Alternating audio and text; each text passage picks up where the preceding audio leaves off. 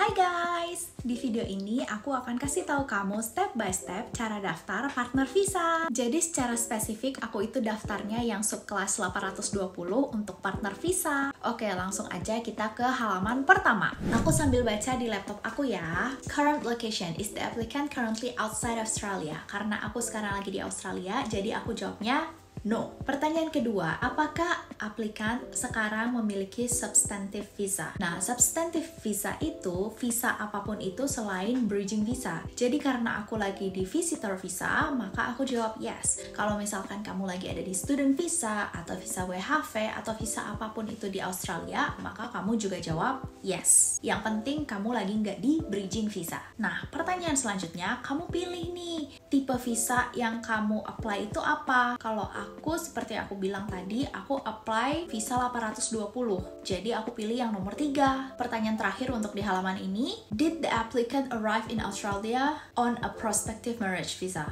Nah, aku kan ke Australia itu pakai visa visitor. Jadi aku jawab no. Kalau kamu tiba di Australia dengan visa lain selain prospective marriage visa, berarti kamu juga jawab no. Misalnya kamu datang ke Australia dengan visa WHV atau visa working atau visa student, itu kamu jawab no. Oke, lanjut ke halaman 3. Jadi di halaman 3 ini kamu ditanya detail paspor kamu atau detail data kamu. Jadi pertama kamu tulis family name, given name, jenis kelamin, tanggal lahir, nomor paspor, country of your passport, yang pasti Indonesia ya, karena kan di tutorial bahasa Indonesia, jadi nggak mungkin ya orang Brazil tiba-tiba nonton tutorial ini. Lanjut, nationality of a passport holder, terus date of issue, date of expiry, place of issue or issuing authority. Udah, sebenarnya ini gampang banget guys, no challenge at all di bagian ini. Lanjut ke halaman berikutnya, kamu akan diminta data National Identity Card atau KTP. Jadi kamu ketik add atau klik add ini, terus kamu masukin aja nomor KTP, nama sesuai KTP, dan lain-lain. Dan tenang aja kalau kalian masukin datanya salah, tapi udah keburu di okein, karena kamu bisa edit atau kamu bisa delete juga.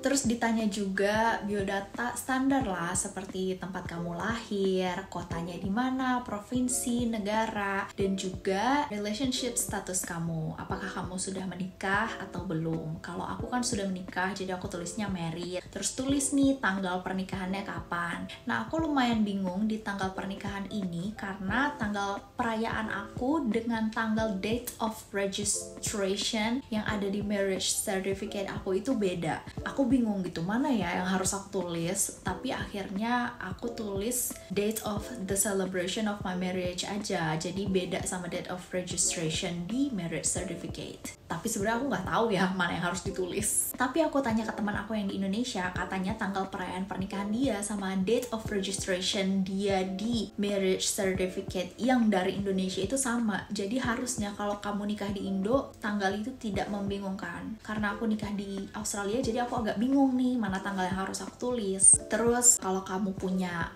other names yang legal ya, bukan nama-nama yang lucu-lucu kamu bikin sendiri. Terus citizenship-nya, apakah kamu sesuai paspor Indonesia citizenship-nya? Jadi aku jawab iya. Terus apakah kamu juga punya citizens dari negara lain? Dan karena aku nggak punya, jadi aku jawab no. Lanjut, kalau kamu punya paspor lain selain paspor Indonesia, maka kamu jawab yes, dan pasti kamu nanti disuruh masukin data paspor lain kamu. Tapi karena aku cuma punya paspor Indonesia, maka aku jawab no. Lanjut, ditanya juga other identity documents. Jadi aku menyertakan 3 dokumen tambahan, yaitu kartu keluarga, kartu tanda lahir, terus driver license. Untuk driver license aku menyertakannya yang internasional ya. Sebenarnya kamu juga bisa menyertakan yang local driver license, tapi pastiin kamu sudah translate dokumen itu, karena semua yang kamu kumpulin di sini harus dalam bahasa Inggris. Nanti diminta buktinya di akhir. Lanjut, health examination. Kalau kamu pernah ambil health examination for an Australian visa in the last 12 months, kamu ketik yes, karena aku belum pernah, jadi aku ketik no. Lanjut ke halaman 4, kamu diminta untuk ngecek lagi nih data yang udah kamu kumpulin tuh bener atau enggak sih, karena ini data krusial dan gak boleh salah sama sekali. Jadi pastiin kamu cek berkali-kali bahwa data-data yang kamu tulis dan kamu kumpulkan itu benar ya guys. Kalau udah bener, kamu ketik aja yes di pertanyaan, is the above information correct? Selanjutnya kamu akan diminta contact details. Di bagian ini kamu harus menyertakan alamat dan nomor telepon tempat tinggal kamu saat ini. Nah, saat ini kan aku tinggalnya di Australia bareng suami aku, jadi aku tulisnya di Australia. Dan kalau misalkan kamu daftar di Indonesia, ya berarti kamu tulis di Indonesia. Pokoknya tempat dimana kamu saat ini tinggal, guys. Terus ditanya juga department office yang paling dekat dengan lokasi rumah kamu itu di mana. Terus ditanya juga alamat rumah kamu dan kamu isi aja. Sebenarnya ini juga gampang kok. Lanjut ke halaman 7 untuk contact details for second stage permanent visa. Jadi, kamu ini sekarang daftar untuk partner visa yang temporary. Ketika kamu sudah diterima, maka 2 tahun setelah itu kamu akan dapat tawaran untuk permanent visa. Nah, di halaman ini mereka itu nanya, nanti kalau kamu dapat tawaran permanent visa, kita bisa kontak kamu lewat mana nih? Gitu. Jadi, sebenarnya tinggal isi aja dan isinya sebenarnya sama kayak halaman sebelumnya sih, karena kan kemungkinan besar kita akan tetap tinggal di tempat yang sama kan. Lanjut ke halaman 8, di sini kamu ditanya apakah kamu authorized other person untuk menjadi wakil kamu dalam menerima segala informasi yang berhubungan sama visa kamu. Nah, karena aku ngurus semuanya sendiri, jadi aku jawab no. Dan terus aku juga harus menyertakan alamat email aku, dan di email inilah aku akan menerima semua update dan berita tentang visa aku. Halaman ini juga gampang, guys. Lanjut ke halaman 9. Ternyata aku lupa untuk screenshot halaman 9 dan 10, tapi kalau aku nggak salah ingat, halaman 9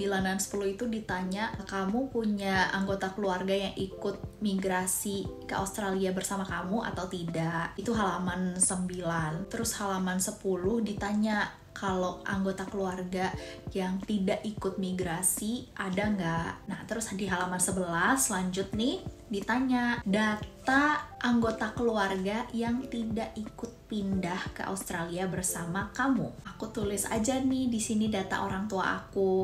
By the way, aku baru nyadar nih, aku tulis nama orang tua aku salah lagi, typo.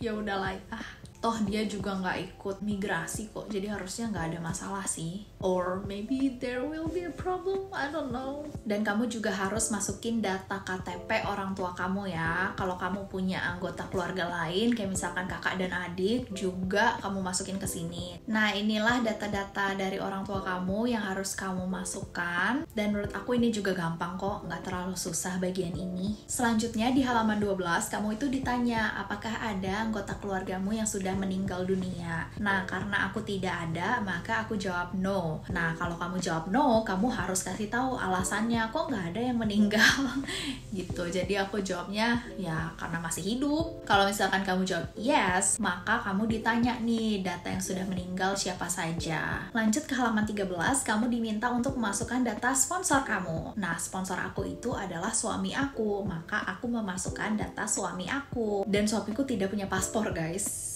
Surprise! Jadi aku jawab no, tapi kalau suamiku punya paspor dan aku jawab yes, which is kebanyakan orang pasti punya paspor, nah nanti kamu pasti disuruh masukin detail paspor sponsor kamu. Terus ada National Identity Card, dan kamu masukin aja nih data-data, istilahnya KTP Australia yang sponsor kamu punya. Kalau di sini sih aku masukinnya kartu IMI card ya, karena suamiku punyanya kartu IMI card. Tapi harusnya SIM juga bisa sih. Aku lupa aku masukin SIM juga atau enggak. Kayaknya aku masukin dua deh, IMI card dan SIM.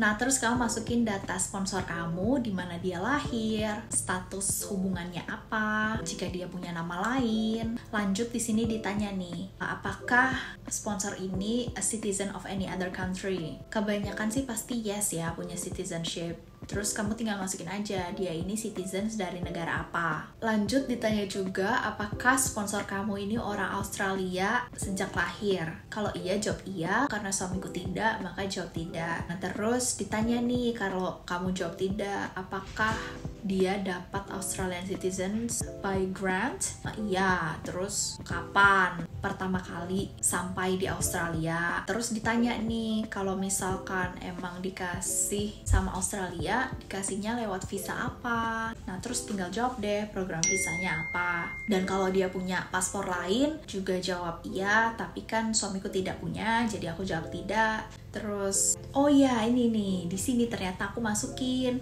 jadi other identity documents-nya. Di pertama itu aku masukin IMEI card yang tadi, dan di bagian ini aku masukin driver license. Nah, terus di bagian ini nih, contributory parent visa. Aku jawab no. Contributory parent visa itu seingat aku ya, kemarin aku baca itu pokoknya visa yang dikasih dari orang tua ke anak. Ya pokoknya kan suamiku cuma punya satu visa, jadi dia nggak punya visa lain. Jadi ini sebenarnya gampang, jawab aja no gitu. Lanjut ke halaman 15, kamu diminta untuk memasukkan kontak detail dari sponsor kamu. Ini juga standar dan gampang ya. Masukin aja tempat tinggal dan nomor telepon dan juga email. Terus ditanya juga nih, postal address-nya sama nggak kayak tempat tinggalnya, karena kan kadang-kadang ada orang yang tinggalnya di mana, tapi kalau nerima paket pengennya paketnya misalkan dikirimnya ke kantor gitu. Kalau misalkan ini beda, ketik no. Kalau misalkan sama, pilih yang yes. Selanjutnya di halaman 16, kamu diminta untuk memasukkan data keluarga dari sponsor kamu. Nah, di sini ditanya nih, apakah sponsor punya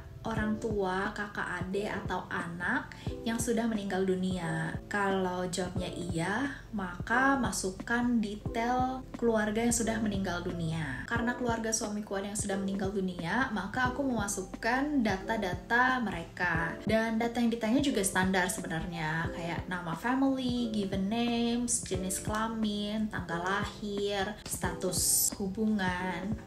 Standar kok guys. Lalu setelah kamu simpan data mereka, maka data mereka akan muncul di box ini. Dan kamu nggak perlu khawatir kalau misalkan kamu memasukkan data yang salah, karena seperti biasa, kamu bisa delete atau edit kapanpun kamu mau. Oke, di halaman 17, ini adalah halaman disclaimer. Jadi pastikan kamu baca baik-baik dan kamu next setelah kamu mengerti. Jadi Australia itu negara yang sangat peduli tentang keamanan dari warga-warganya gitu. Jadi di halaman ini basically kamu ditanya kalau kamu pernah mengalami kekerasan, maka laporlah gitu. Jadi kalau kamu pernah mengalami kekerasan dalam bentuk apapun, kamu harus menyatakan atau memberitahukan hal itu yang sejujur-jujurnya. Dan di klarifikasi ini juga dikasih tahu bahwa informasi yang kamu berikan mungkin saja akan diketahui oleh sponsor kamu.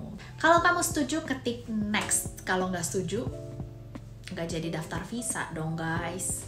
Jadi harus setuju. Nah, halaman 18 ini guys, salah satu halaman yang aku isinya tuh lama banget. Dan aku lupa guys untuk simpan rekaman aku yang bagian ini. Intinya di sini kamu ditanya status relationship-nya apa, kapan menikah, di mana menikah, nama celebrant-nya, dan ditanya juga apakah kamu related ke sponsor by blood, marriage, or adoption. Di sini aku jawab yes karena aku related to the sponsor by marriage. Nah, di kotak gift details ini aku kasih tahu bahwa aku related by marriage sejak tanggal sekian, tapi aku kasih tahu juga bahwa aku tidak related by blood and adoption. Pertanyaan selanjutnya adalah have the applicant and the sponsor met in person. Harusnya aku jawab yes karena tentu saja kita sudah ketemu secara langsung guys. Tapi aku jawab no karena aku salah baca. Waktu itu aku bacanya have the applicant and the sponsor met in prison. Ini aku salah dan aku baru nyadar sekarang guys. Dan untuk pertanyaan selanjutnya aku juga jawab yes guys. Lanjut ya guys, meskipun aku habis kena shock terapi karena aku baru sadar aku isinya salah. Is the relationship between the applicant and the sponsor genuine and continuing? Yes. Apakah kamu punya mutual commitment? Yes. Did applicant and sponsor committed to a shared life together to the exclusion of all others? Nah, ini itu tidak harus tanggal ketika kamu menikah, tapi bisa juga tanggal ketika kamu baru jadian, atau tanggal ketika kamu sudah merasa bahwa hubungan kamu itu eksklusif dan akan bertahan lama. Lanjut, has the applicant lived separately and apart from the sponsor for any period? Aku jawabnya iya. Nah, terus kamu give details nih. Jadi kan aku tulis tanggalnya itu ketika kita mulai mulai pacaran. Tentu saja ketika pacaran kita tidak tinggal bersama guys. Nah jadinya aku tulis tuh detailnya, kenapa kok nggak tinggal bersama. Contoh alasan yang bisa kamu tulis itu, misalkan kamu lagi diskusi dengan orang tua kamu kapan akan menikah, atau kamu misalkan masih kuliah, atau kamu misalkan masih kerja di tempat lain, jadi tidak bisa pindah bersama pasangan kamu. Terus ditanya nih, has the applicant entered into the relationship with the sponsor freely without force or coercion? Nah, aku jawabnya yes. Untuk relationship details dan detail-detail selanjutnya akan aku jelasin di part 2 karena waktunya udah gak cukup guys, nanti videonya kepanjangan. Jadi lanjut ke part 2 ya, linknya ada di bawah. Jangan lupa juga untuk subscribe channel ini. Dadah!